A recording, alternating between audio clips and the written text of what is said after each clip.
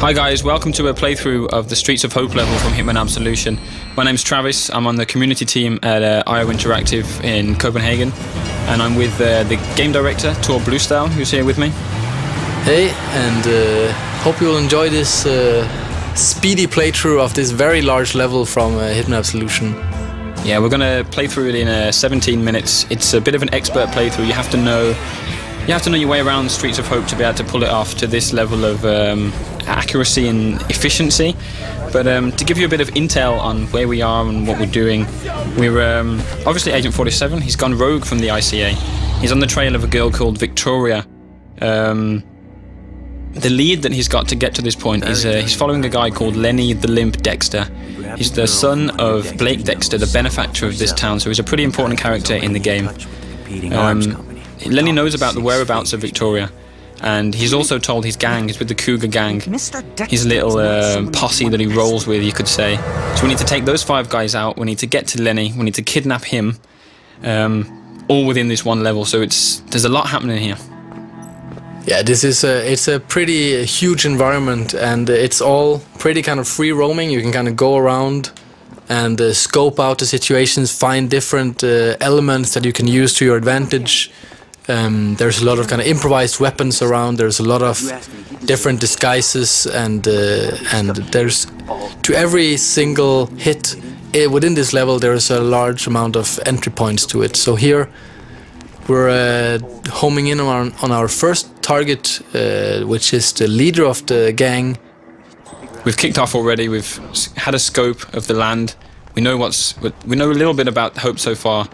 Our first target is going into the convenience store here, so we're going to follow him in the back entrance and see how we get on. Yeah, so as this is a more, you can say it's a large part of the, this is a large level within the game, and as you can kind of walk around freely, also everything you do they will kind of cascade out if you're kind of causing trouble here. I mean, theoretically you could take down your target straight away here and kill his girlfriend in the same time, but you'll have to deal with the consequences of that, and if anyone here shouting or gunshots, they will come running and try to find out what it is. So rather than take him down here, we'll wait for him to go upstairs, use a distraction here to get past his girlfriend. So the most immediate thing that we can see is a radio. So we've triggered the radio on, which of course the clerk here is going to be thinking, well, why is there a radio playing? She's trying to see who it is, and we've managed to get away and kind of sneak past her now. As she's confused or looking at the radio, we're in a trespassing zone here, so we need to be careful not to be seen. Yeah, so if you're trespassing within the game, it doesn't mean that you're instantly dead if you're found. It means that you will be kind of escorted out of the premises. But of course now, since this is one of the targets, he's standing in front of some very compromising evidence of this Cougar gang trying to kidnap this girl Victoria and sell her off to an arms company, then you will probably be killed on sight here if seen by this guy.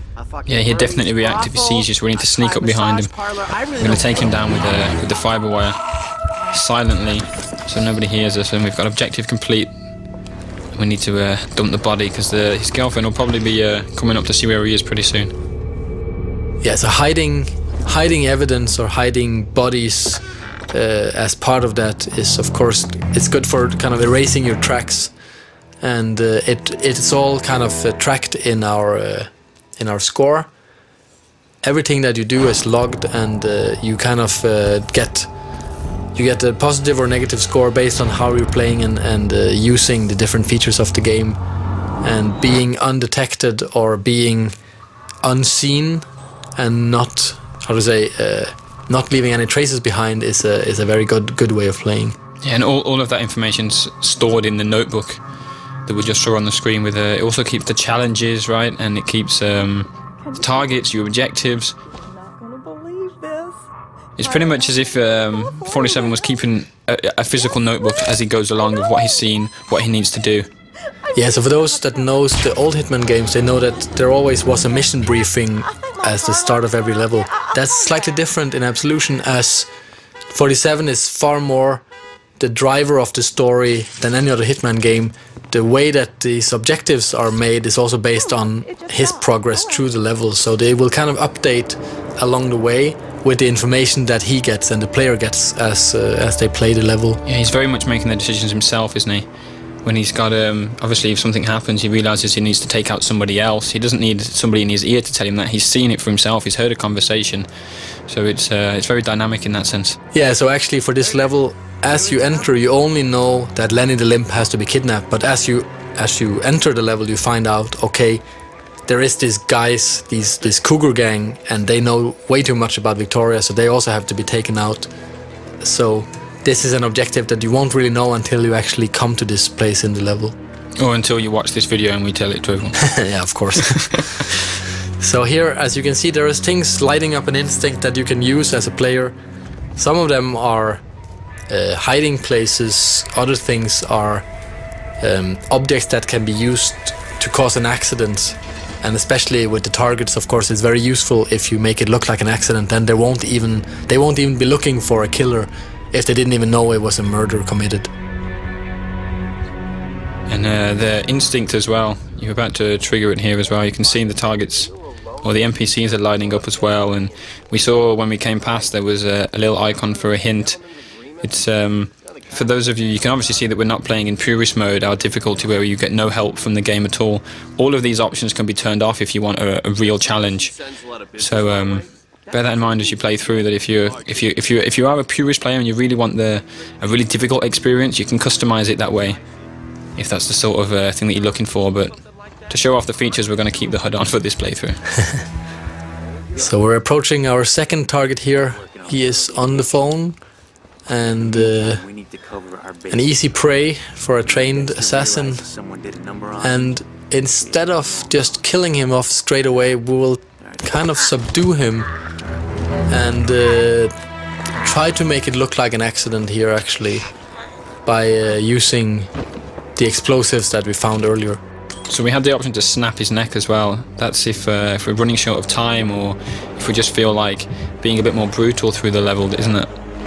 It's very much about choice, right? All the different mechanics are built to create sensible choices for the player. If you want to be brutal, if you want to be violent, you can do that, but it will affect your scores and your challenges. Oh, busted. Alright, we'll deal with this. You're under arrest. Ow. So one thing that we worked a lot on with our AI is that the propagation of knowledge throughout the level. That this guy, we took care of him really fast, so it meant that anything he had to say to his friends on the radio, he didn't get the time to say anything at all. And that meant that nothing actually got conveyed, and we're free to continue throughout the level as if nothing happened. Yeah, it was perfect timing from 47, really, in a way, because the police officer's not going to start shooting at us straight away just for being in the area. He needs to... You can hear him shouting, he's saying, "What are you doing?" And then before he's got a chance to kind of realise that we're not going to move and that we're a bit of a shady character, we've killed him. So it's, yeah, we move on from there. So here we're using the remote detonated explosives that we found. And as you remember, the target we dropped down, the one that is just knocked out, he's over there by the tires, and now he is dead, as you can see in the target tracker. That was quite a big explosion. The other cars there have caught fire, so this could get interesting. Yeah, this is not very subtle, but it does cause a bit of a stir in the town, and it will draw the attention of especially all the guards or cops. As you can see here, they come running, which leaves the next target a little bit easier to get to, because he is quite heavily guarded. He's kind of like the king of the scrapyard, as you'll see here very soon. So this end of the street now is a lot more empty than it was when we first arrived and took a look around. So there's definitely more freedom here for us. You can see the target there. He's roaming the scrapyard as he does, king of the scrapyard, as it were. And you can see the explosion was absolutely huge. The black smoke is pillowing upwards past the big poster of Dexter there, the benefactor of hope, as we mentioned earlier. But we now need to head into the scrapyard. You can still see the target just on the screen there. We've got a sign, "Warning, keep out dogs," so we should be careful. Yeah, dogs are also a feature of the game. They will alert nearby NPCs, as we see here. We're trying to sneak up on one, and obviously we're not allowed to be here. Even if we had a disguise on, this dog would bark on us. And so we've grabbed the dog bone. We think that he might have been barking for that, or he's noted us. He might be just want to get a chew on the bone, but the barking has actually alerted an NPC. This mechanic here has come across, so we need to be careful. Yeah, so this poor guy doesn't know what'll hit him. I should always check what's behind you. The dog's stunned. Yeah, so as we're trespassing here in the scrapyard, this mechanic comes in pretty handy, as we can take his disguise and move around a lot more freely in this area. We don't have to kind of sneak around, because now, as long as we don't get close to the other NPCs, we're actually allowed to be here. Yeah, and we're going to shove him in the closet, keep him out of sight. There's no evidence that he was ever here. We've got our disguise, and we saw the target walking deeper into the scrapyard, so that's where we're going to head now. Yeah, so now dressed as a mechanic, if you have to get close to other NPCs, it's very useful to blend into the environment and kind of just pretend that you belong here. So as we'll see here, this NPC, he is kind of wondering who you are, but he's not suspicious yet. But if you kind of would have stayed closer to him for a longer amount of time, then he would eventually have found out, or if there's 2 or 3 of them close. Yeah, the mechanics will recognize if there's it's a small town, so they know each other pretty well. So a bold guy walking around does look suspicious. That's why 47 needs to blend in. But of course the police officer, he's not so familiar with the mechanics, so he's not going to bust you. But we're thinking about taking him out with the crowbar here, but thought better of it.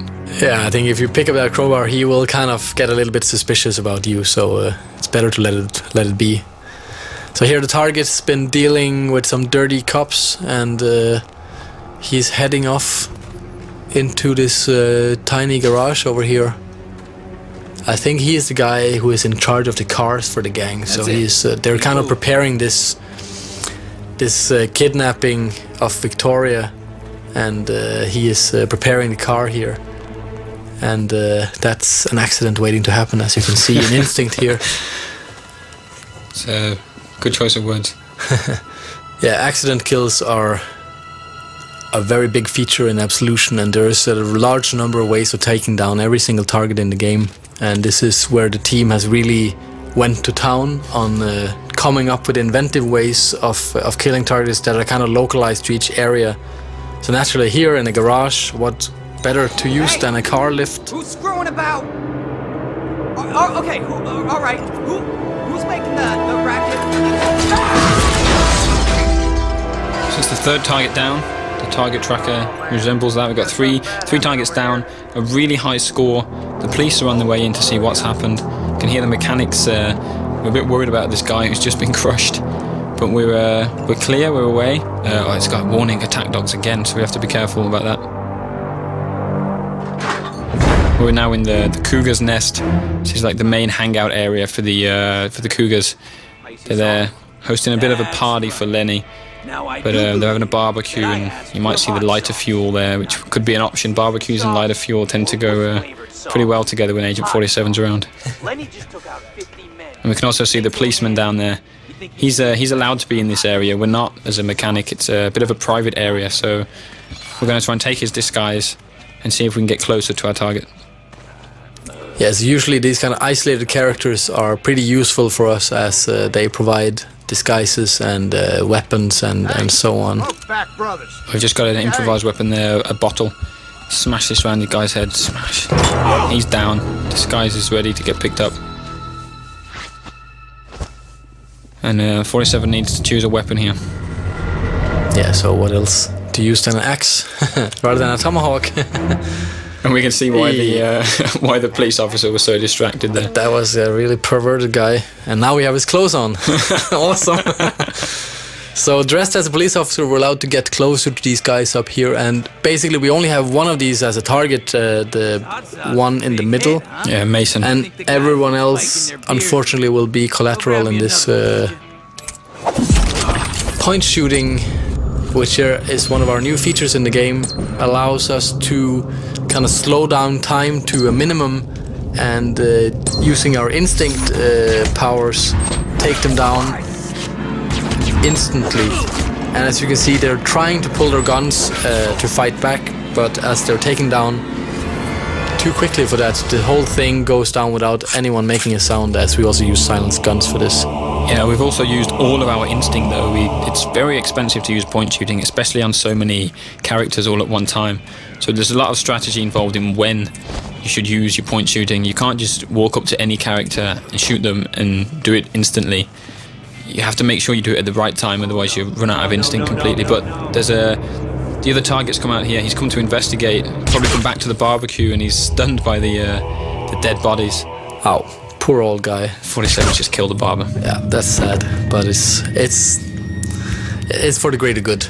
We need a new disguise here, because now there's a lot of police officers in the building here. So using the barber, which is freely allowed to walk around here, it's a pretty powerful disguise, and as you can see, there's lots of characters here, so trying to go in here guns blazing would be pretty dangerous and difficult. There is a lot of NPCs here. You can also see there's a guy a little bit further ahead getting his pistol ready, so he's prepared for a shootout. But it would be a bit of a mistake to pull your guns out here. Sneaking through as the barber is probably the best way through. Towards Lenny, who you can see down there. Instinct lights up in blue, not red because he's not a target. We need to kidnap him. And we make our way down. Yeah, so basically now there's this one police officer standing between us and Lenny at the moment, so we will just quickly deal with him. Quickly deal with him by putting a pair of scissors in his neck. Well, yeah. Deal with him in 47's trademark way. Yeah, you could have subdued him, right? Poor guy. And now we have Lenny all to ourselves, and he's kind of just sitting there lying about his antics in Chicago, so he's kind of an easy prey. It's almost too easy. Yeah. You're not the talkative type, huh? You know your place. Well, I like that in the barber. That's it, and thanks for watching the playthrough of Streets of Hope from Hitman Absolution, which is out in November 20th this year. Thanks for taking the time to listen, and of course watch.